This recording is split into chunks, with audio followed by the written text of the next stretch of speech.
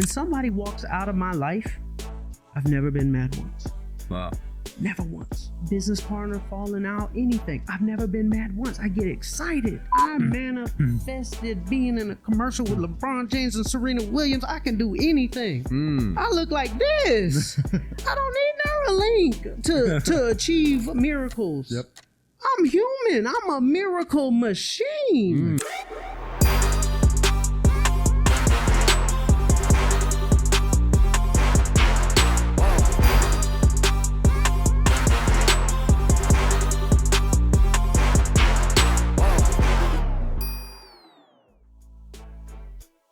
Welcome to the Digital Social Hour. I'm your host, Sean Kelly. I'm here with my co-host, Charlie Cavalier. And our guest today, another Charlie Rocket.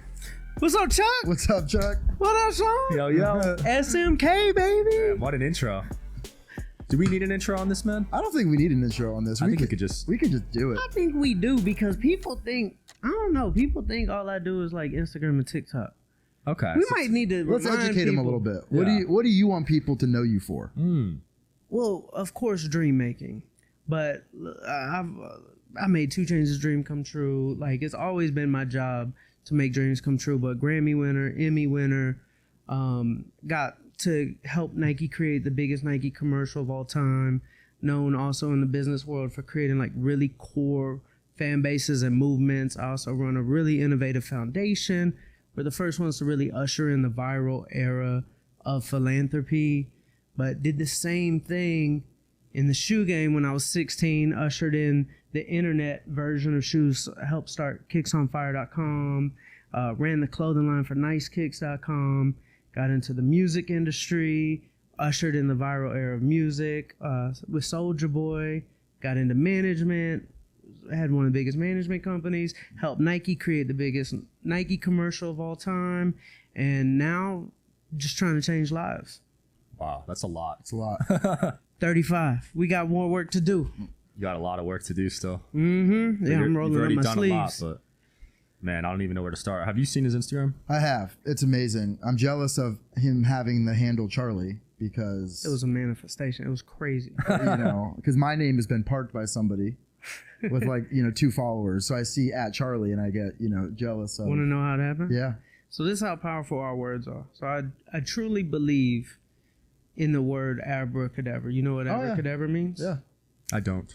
As I speak, I create. It's an Aramaic word. So like magic, you would think, it's just like funny business. But it's actually, there's so much magic going on. And our words are spells. That's why they call it spelling. So we have to be careful what we say. We could use it for good or we could use it for bad. And if you ever Google image the word abracadabra, you would think you saw like magic trick stuff. You don't see anything magic trick. All you see is upside down triangles. When you Google the word.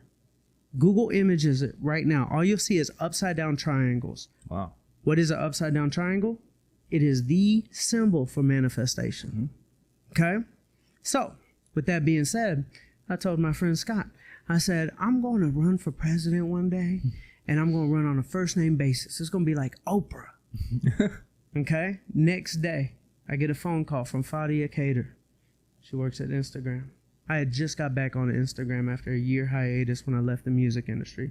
About a month back, I have about 10,000 followers. I get a phone call from Fadia Cater. She says, Charlie, I got a gift for you. I say, what is it? She said, I'm just really inspired by what you're doing. Check your DMs, hit accept, change the password, etc., etc. She sent me the freaking name @ Charlie. I called my boy Scott up, who I called. I said, I'm going to run on a first name basis. I said, you won't believe this shit. They just gave it to me. Abracadabra, like you just say stuff. Yep. I'll tell y'all what I've been saying all day today. The word big. Big. It's the only thing I'm thinking, because the biggest problem I got is I think too small. And I'm a big thinker, but I still think too small. So like I run a foundation, right? And I'm like, all right, like, man, we're going to raise, a couple $100,000, and then I'm like, what are you doing, Charlie? Money is energy. Like when somebody donates, it's just clicking buttons. they can click just another zero and that changes. It took half a second more to add the zero. So I was like, man, let's raise $1 million. I was like, let's raise $1 million. Why? Because of Parkinson's law. You fill the container you're given. If I start saying $1 million, now everything's going to start conspiring for exactly what I'm saying. If I'm saying something negative, the universe is going to conspire to prove my belief system. That's just what happens. You, as a human, are going to confirm your belief system all day, every day with your reticular activating system, period. You bought what kind of car do you have? Tesla. You bought the Tesla, you started seeing it everywhere. Or the color Tesla. Right. Reticular activating system is going to show you what you see to prove your belief system, right? If I want to raise $1 million, immediately my mind starts formulating ideas of doing it. We're launching a tour. We're going to throw an event in Palm Springs. Let me call all these rich guys up. Boom. Let me hit Sean. Bro, whale group chat. Where are we at? Whale group chat. Who's up? Let's talk to him. But see, my brain goes there when that's my intention. We need to raise $1 million. People need help. People need help now. We don't have time to waste. People don't need help during Christmas only. People need help now. Let's raise $1 million. Big. And watch, it will manifest. No, it will. I would love y'all's help. I got you. I would love to help. I actually am interested in, has this manifestation strategy ever backfired for you? Has it ever gotten you maybe into a situation where you're like, how'd I get here? Didn't mean for this to happen. I meant for it to go. Absolutely. But that's where you insert the delusional optimism. I'm a delusional optimist. Nothing bad can happen to me. It's always redirection is protection. So, for example, I manifested being very successful in the music business. I got very successful in the music business. I'm on top of the world, nominated for Grammys, won a Grammy. But then the violence kicks in. I lose 2 of my artists. I lose Dolph and I lose Bankroll. Bullets are flying. The cops are investigating. The mayor's trying to pass laws. All sorts of stuff is happening at my studio. 150 rounds to the front of the studio. You know, the Sprinter vans, several shot up. Like, I'm like, whoa, what's going on? Like, everything feels like it's crashing down on me. Did I manifest this? But then I get diagnosed with a brain tumor. Damn, it's all crashing down on me. That's where you insert the delusional optimism. Delusional optimism is brain tumor's best thing ever happened. Got me out of the music industry, allowed me to go chase my dream, allowed me to help Nike create their biggest campaign. Brain tumor is not a bad thing. What's bad? I'm taking everything as an opportunity. So I'll manifest something, but the second it turns bad is the second it's an opportunity. You can't, when somebody's a delusional optimist, nothing bad happens. Can we get a shirt made that says delusionally optimistic? Absolutely. That'd go with fire. Do you believe in karma? I do. I am a walking epitome. I'm so freaking blessed and happy because all I do is try to do good. And I just keep getting blessed. Wow. I mean, even the bad stuff's are blessings. So it's like, I do believe in karma. Absolutely. It's fun. It makes you play the video game. It actually allows you to feel like you have a game controller in your hand and you could play the video game. That's fun. If this is a simulation of some sort, which it is, I truly believe, absolutely. We got to dive into that. Yeah. if this is a simulation, karma is the controller. Okay, what do I want? Let me bless somebody. Let's see what happens. That's why I live such a fruitful life. I left making a whole bunch of money to go do big stuff for other people. I get blessed in a million ways other than just, financial. Right. So it's just fun. But yes, I believe in karma. Keep asking. Come on, baby. I'm loving it. So you believe we're in a simulation and everything is already predetermined? No. I believe in the quantum realm, just like when they did the double slit test with the quantum particles to determine what quantum physics is. This particle is a series of possibilities. It's in potential million places, and where you focus is where it manifests. This is science, not like, woo-woo hippie stuff.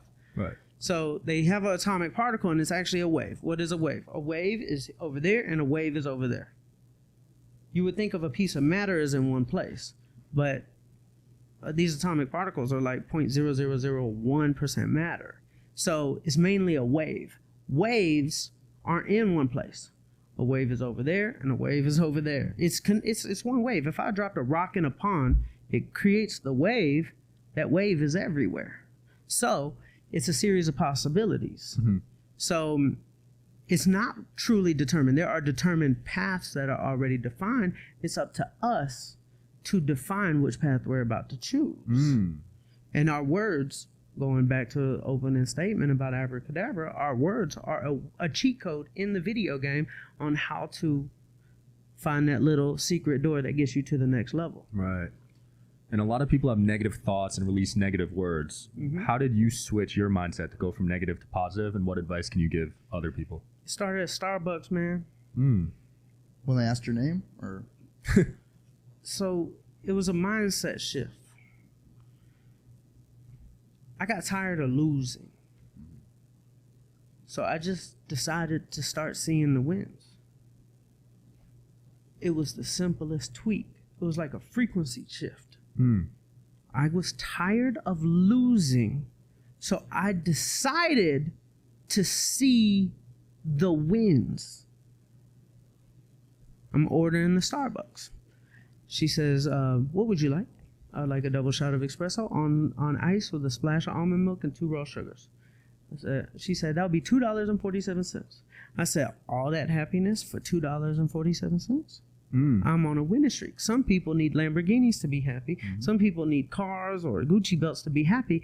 This little coffee right here is going to make me so happy. I'm on a winning streak. Catch the green light. I'm on a winning streak. Catch the red light. This is my favorite song. I get to actually listen to it longer. Like, winning streak. I go to the grocery store. Good parking space. Winning streak. I just started seeing the wins. Now let me ask y'all are in Vegas. You ever been to the casino? Somebody's losing and somebody's winning.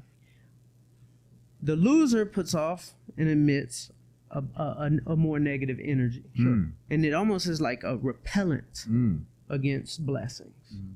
The winner is attracting and is like happy, and look at all these people standing around him or her. Facts. The fact is, we're all winning. Yeah. And we're all losing. Right now. We could go through it. There's probably a whole bunch of shit going on in your life that stresses you out. Shit that goes on in your life. Me, goes on we're all losing. If that's what we decide to look at. Or we can see all the things that are going right. Winning streak. Wow. I think people don't appreciate the little things as much as they do. Like you're mentioning the Starbucks coffee or the green light, the song comes on that you like. And I think people get too caught up in that $1 million deal, $1 billion deal. They forget about the dollars and cents that maybe went into it ahead of time. You turn a lot of negativity into positivity. But I do feel like in today's social media client, there is a toxic positivity problem where it almost becomes impossible to give constructive criticism on anything. Do you think that positivity can go too far, or that there is a room for some negativity sometimes? So this is what I do with negativity. It's also a form of to speed up manifestation as well. It's just what are the thoughts? Exactly. So I'll give you an example. I come from the hip hop business where like loyalty and teams, it's like a big thing, right? So I come to find out somebody on my team is about to meet with somebody that I don't rock with. And I get pissed. But it wasn't his fault. He doesn't know how the game is played. I'm like, bro, like it's sides. Right. It's sides. What are you doing letting the other side in? And I'm like going off on him, and that's not even my personality. But like I'm like genuinely frustrated, not at him in like a toxic way, but like I just can't believe this is happening. So we're sitting down at the restaurant, and I'm like pissed. Come to find out, he gets a text message. The guy who was coming over got in a car wreck. He said, Charlie, how the do you manifest? Whoa. Because I didn't want him to meet. Right. He didn't get injured or anything. He got in a car wreck. He said, Charlie, this is terrifying how you manifest. But when I get passionate about something, I'll get mad. I'm very passionate, like Kanye West passionate. But it always speeds it up. I actually love getting frustrated because I know it's going to speed something up. When somebody walks out of my life, I've never been mad once. Wow. Never once. Like business partner falling out, anything. I've never been mad once. I get excited. Because when bad energy gets away from me, it opens up the floodgate. It's like a dam was blocking the energy. That person leaves the dam, and then the flood comes. I'm on the raft. I'm going down the river now. Boy, we on the river. Yep.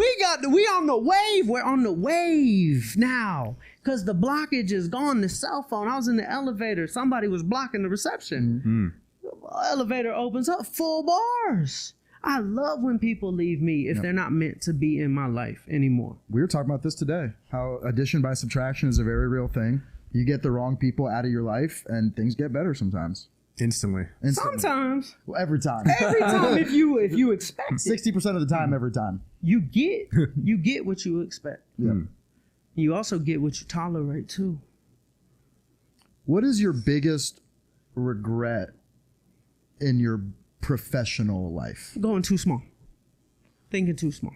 What about like an actual like singular tangible decision? So like something you can point to. Like I shouldn't have done that deal, or I shouldn't have signed that person, or I shouldn't have done that collab. Something like that. Nothing like that. Okay. I'll tell you what. That's a pretty good batting percentage. No, I'm batting 1,000. There we go. Batting 1,000. No, so I always thought too small. Even when I was in the music business, I was still mom and pop minded. I didn't have a bigger vision. What I was doing was big, winning Grammys and world tours and stuff.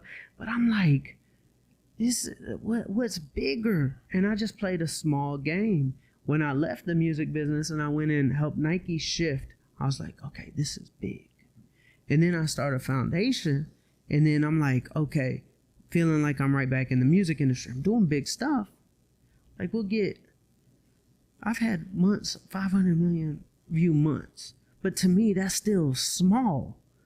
Like I'm still playing a small game. I'm thinking to myself like, all right, we'll raise, 5-10 million in a year. Man, we should be raising 5-10 million in a day. I'm still thinking too small. More zeros. More zeros, more impact, more dreams, bigger dreams. It doesn't mean like this constant like chase of like dopamine. It just means if I'm going to live a life, might as well live the most interesting life ever lived. Might as well. I was given this gift. I'm sure there's a massive waiting list up there in heaven for souls coming here. Yeah. I'm sure it's a massive waiting list. I'm sure souls are like, all right, I want to get back to earth. All right, I'll settle for the squirrel. Let me just get back there. But like to get a human body, for the soul to come back here, there's probably like a 400 million year waiting list. It's a 400 trillion to 1 chance to be born as a human in this universe.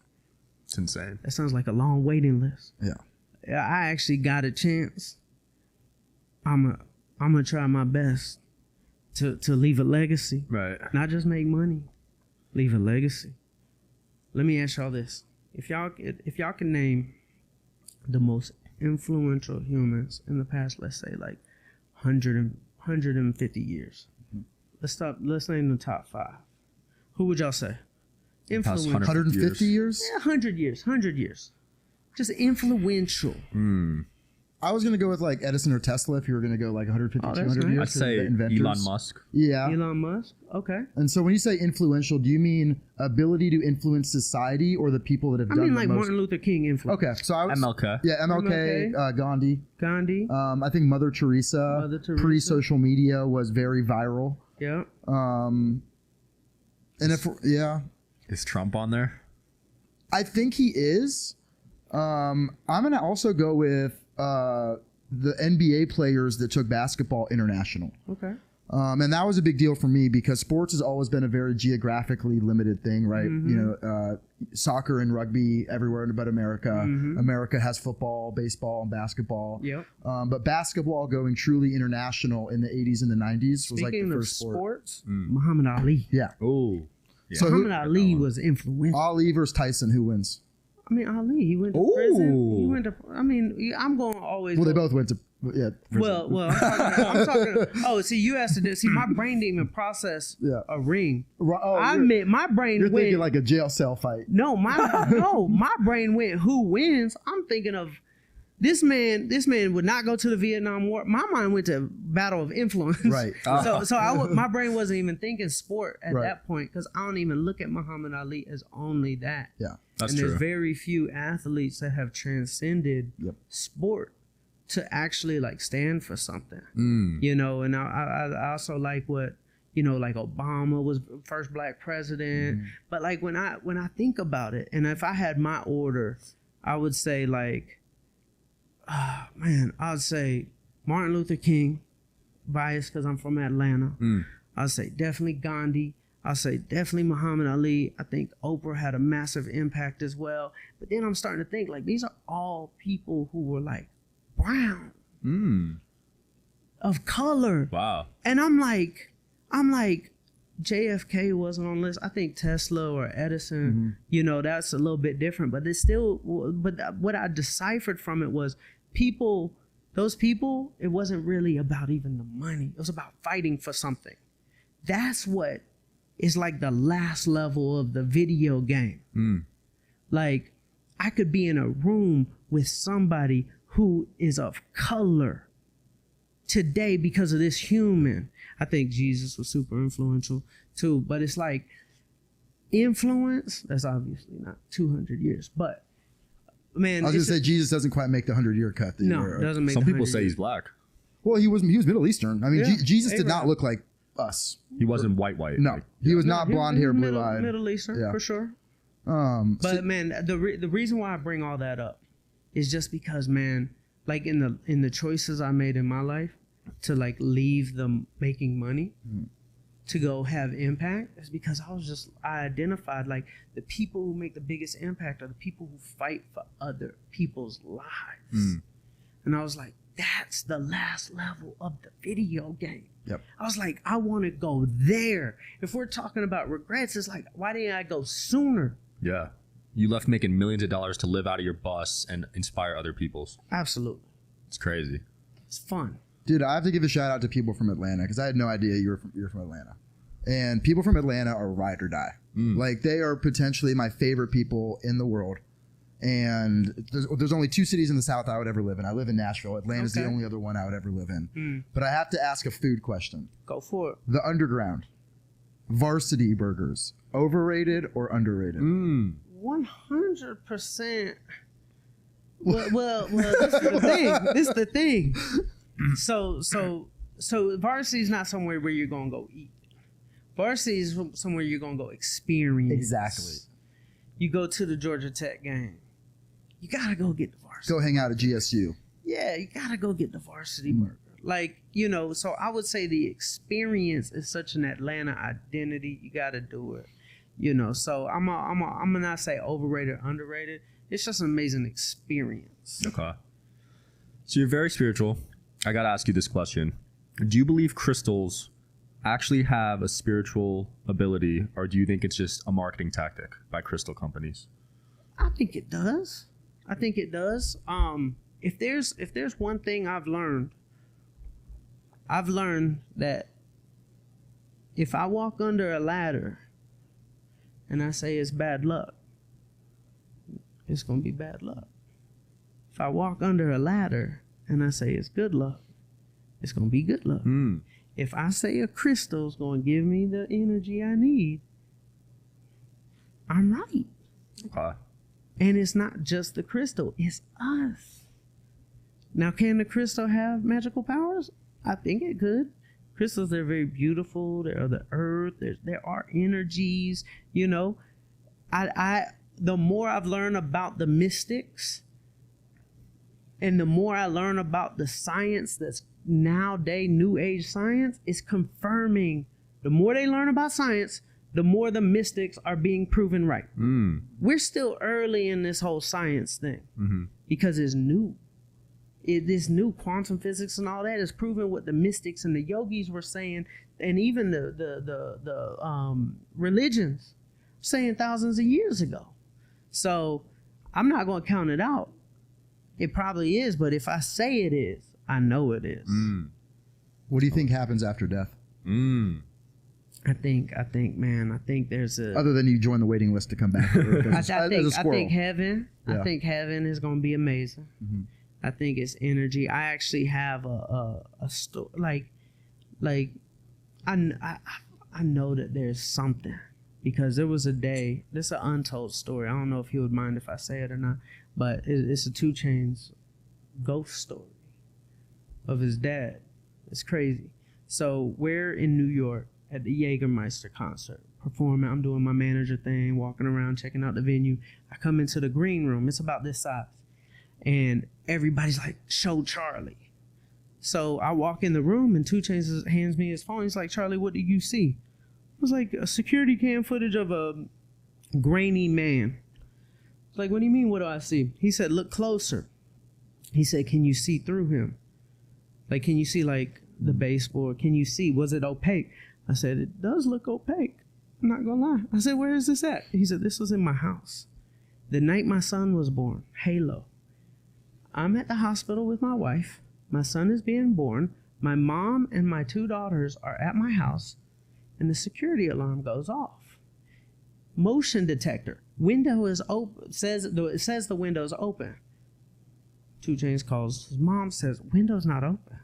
There's nobody in the house.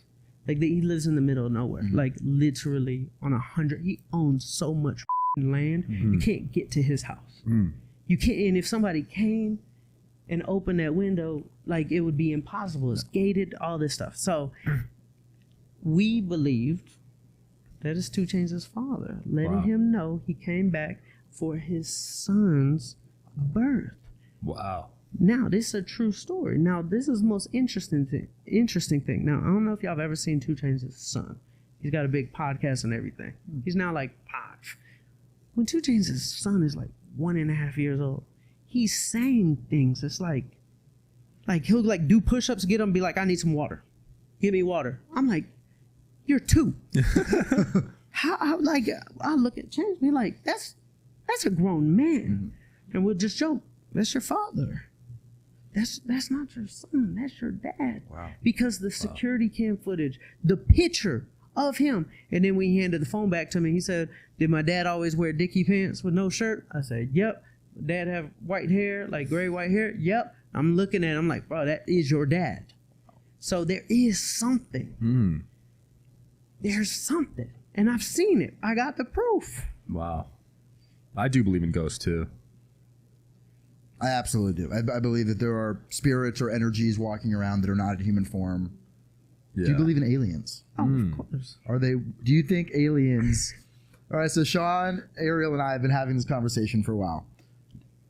Do you think aliens are wet or dry to the touch? Dry. They're just like us. Thank you, Charlie, my man. They're just like us. So this is my philosophy.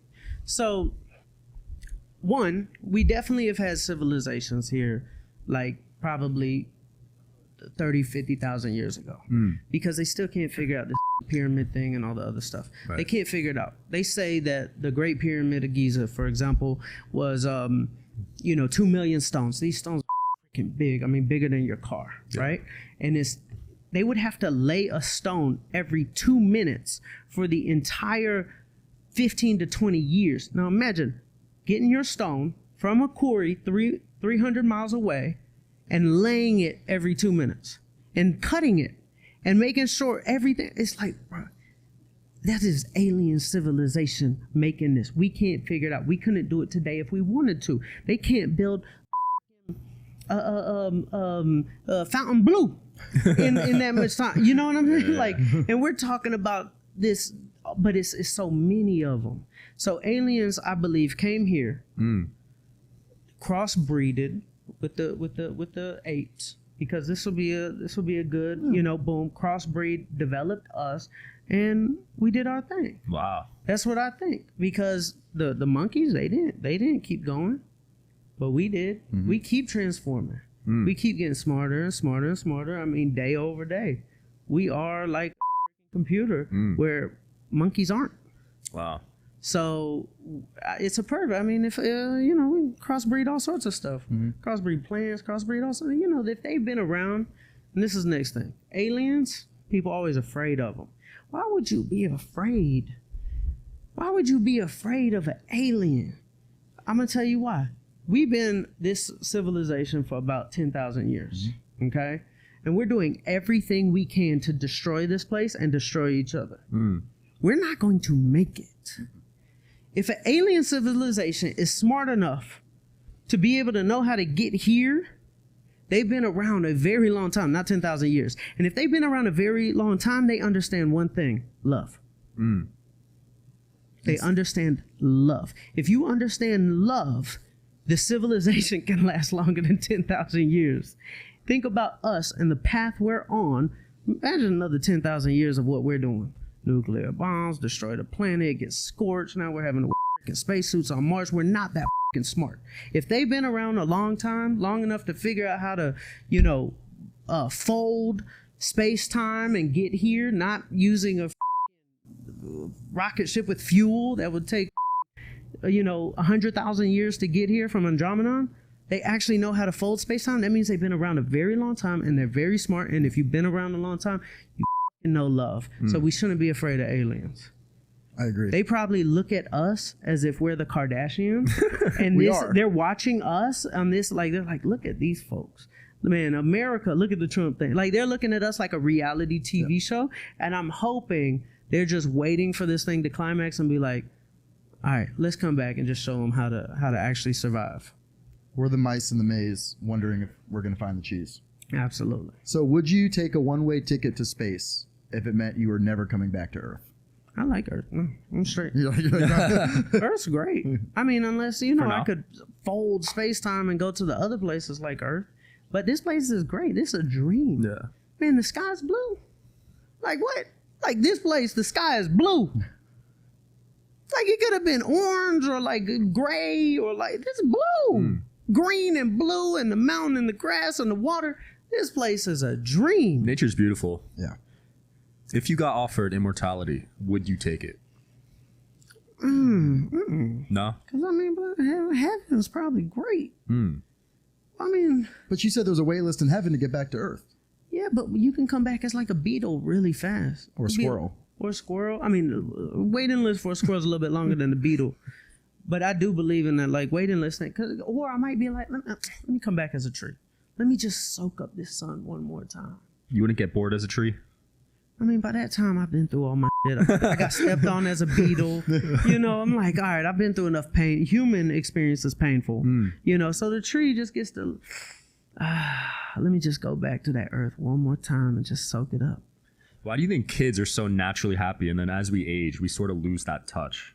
Man, the imagination. The imagination is what makes somebody happy. So as a child, like, a child can see all sorts of stuff, can have this little game and like make pancakes, fake, like a little, kitchenette thing, make pancakes. But in his mind, he actually sees the pancakes. He's going to like serve it to his mom. Like he sees the pancake in the little like fake tray. I'm like, damn, he just found his own happiness. He didn't need too much to find it. Like I remember playing with like the little skateboard thing on my finger. Yeah, those were lit. Happy, but I'm like imagining so much. So it's like as I get older and I want to reactivate my imagination, I go sit on the floor. It like triggers something. I like draw. I like lay on my stomach and draw. It brings me right back to like childhood imagination. Because there was one point we were on the floor, then we started sitting in chairs, we started sitting at desk, and then it's like happy. It's like all these triggers are associated with not happy, like school, like not happy, but like play, happy. Like gym class, happy, desk, not happy. So then there's like an adult, like where am I putting myself in an environment that triggers something that is going to trigger the response? So when I'm riding my bicycle this morning in Lake Mead, I drove 45 minutes to ride my bicycle. I put it in the back of my car, but it's like I'm happy. I could have been in the gym like an adult in the casino. That's what adults do. Like, I want to ride my bike. I rode my bike as a kid. I'm on the bike. I'm happy.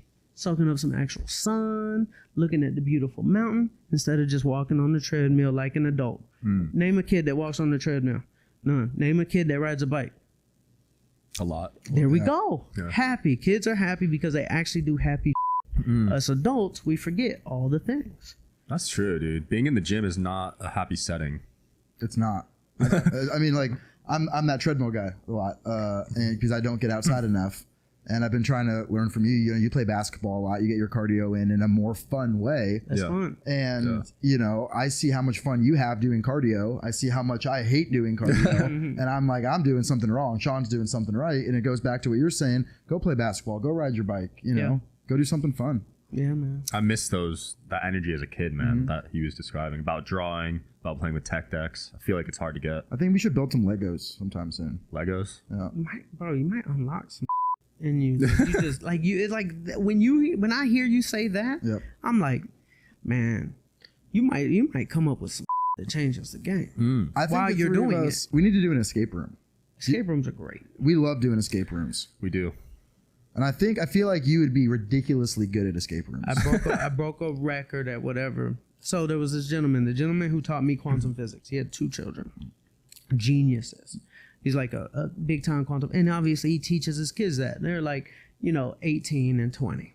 And we go do an escape room together. And we're walking in like abracadabra style. Be like, we're going to break the record. We're going to break the record. The record was 40 minutes or something. That was the record for the toughest room. Because we walk in, we're like, give us the toughest one. And record was 40 minutes. We finished it in 20. Whoa. But we believed. Belief is step 1. Like, that was our intention. And it's just like collective intention. You can shatter things. Wow. Do you believe in coincidence? What's a coincidence? Like, I don't know, like, oh, that happened. That's a coincidence, you know? All right, so I'm going to the gas station the other day. I'm listening to Meet Virginia by train. Meet Virginia. I get inside the gas station, and the lady's name is Virginia behind the thing. I said, I was just listening to a song. So I go to Honolulu Bay. This is the trippiest thing. I go to Honolulu Bay. I move into my new house in Malibu. So I'm in Hawaii. Then I get back. I move into my new house in Malibu, walking around meeting the neighbors. Neighbors wearing a Honolulu Bay shirt. I said, this is trippy. Check this out. Kodak Black FaceTimes me. I'm pulling into my gate. Kodak Black FaceTimes me, wants to do some giving with us. 4 hours later, I'm pulling into my gate, and there's a kid just in the parking lot, like in where the gate is, and he's wearing a Sniper Gang shirt. That's Kodak Black's like record label.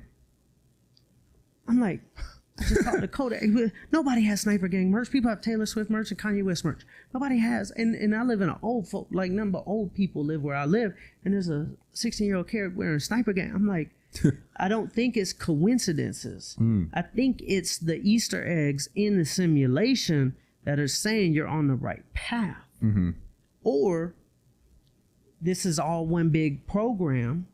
And the information, in order for it to flow efficiently, the information needs to be clumped together. So when they say it's a small world, it's like AI, like sorting data. So it's like these like things like collapse, and you see them because it's so much computer process going on to run this entire universe. Because you got to think this universe, you know how you type in the little thing into that AI image and it just creates whatever? Yeah. What if this whole universe was made by something like that? It'd be like, we feel like making a beetle that looks like this or a flower that looks like this. And then this thing's just spitting out all these images, and that's the universe. But it's actually not a flat image. It's actually like it's just a prompt real like how we're able to print meat now. That's trippy. Like we're able to make shit or 3D print a shoe. Like, what if this computer program was able to make us and we are in that video game? And, if it's that much data, then things get clumped together to process quickly. Or it could be a little Easter egg. You're on the right path. Kodak Black is exactly who you're supposed to work with in the foundation. Do plenty of dreams with Kodak Black. Wow. Would you get Neuralink? No. I like the way I'm designed. But what if it would help? Because you like processing the flow of information, managing up, I manifested being in a commercial with LeBron James and Serena Williams. I can do anything. I look like this. I don't need Neuralink to achieve miracles. Yep. I'm human. I'm a miracle machine. Agreed. What do I want to manifest? It will call me. I wanted to work with Oprah. Boom, worked with Oprah. Wow. I want to manifest anything. I want to be in a commercial with LeBron James and Serena Williams. Biggest Super Bowl commercial. I am human. That is not a downgrade. That is like the most advanced species in the history of species. I got every tool I need. I don't need a crystal. If I want a crystal, I can have one. I don't need it. I'm the miracle generator. I attract miracles. I got all the technology I need. So what tools would you say exist in your life external to your existence help you the most? My notebook and my magic wand is called a pen. You keep notes on everything. I just write my future. I create it. I create. I see it. When I close my eyes, I see all those possibilities that exist. And if I see it, I then go into action through this like 3D world, which is very frustrating because I'm sure if we were just like in heaven, like everything's a possibility, but we have to go through this process of playing this video game. So it's like, okay, I see it. That means it's already done. Time hasn't caught up yet, but let me speed this thing up. Let me start feeling what it feels like to have it. And then boom, magical phone call just happened. Oh, like it's happened. This is a video game. Part of the video game is that. So I don't need no technology. I need a notebook and a pen. I love it. Charlie, it's been a blast. I could keep going all day with you, man. It was a pleasure. Any closing comments for the audience? Closing comments for the audience. Let's raise some money. Let's do it. How are we going to do it? Whale chat. Whale chat? Yeah. How are we going to do it, though? We're going to draft a message. We'll send it today. We're going to raise what? You take crypto? Absolutely. I got it right here. I'll copy and paste that bad boy right now. I'm surprised you got to get the Charlie.eth name. You should own that. Hey, man, that's great. Look, a billionaire just texted me. Wow. Jeff Hoffman, the dude, like, I swear to God, this is how it works. Literally, it's 301. It's 312 right now. He started Priceline.com and sold it. Jeff Hoffman. You should have him on the podcast. Beast. He said, I'm going to... See, he just texted me. He's going to be at VCon. Look, wow. Look, the blessings are coming in. We got the whale chat, yep. Winning streak. We got a billionaire in my text message, winning streak. You just had 13 people donate $100,000 each. That's easy. That's easy. Now, let me ask you about the whale chat. How much money was made in the whale chat this week? This week? With the meme coins. With the meme coins? And lost. Not just made, but made and lost. Made and lost? Not the fishtails.